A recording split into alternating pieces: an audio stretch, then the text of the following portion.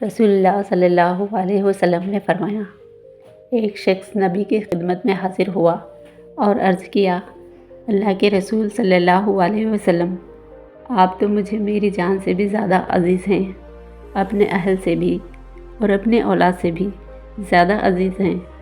میں اپنے گھر میں ہوتا ہوں تو آپ کو یاد کرتا ہوں تو صبر نہیں کر سکتا، یہاں تک کہ آپ کی خدمت میں حاضر ہو کر آپ کا دیدار کر لیتا ہوں، مگر جب اپنی اور آپ کی موت کو یاد کرتا ہوں تو مجھے معلوم ہے کہ آپ تو جنت میں تشریف لے جائیں گے اور وہاں انبیاء اکرم کی رفاقت میں ہوں گے۔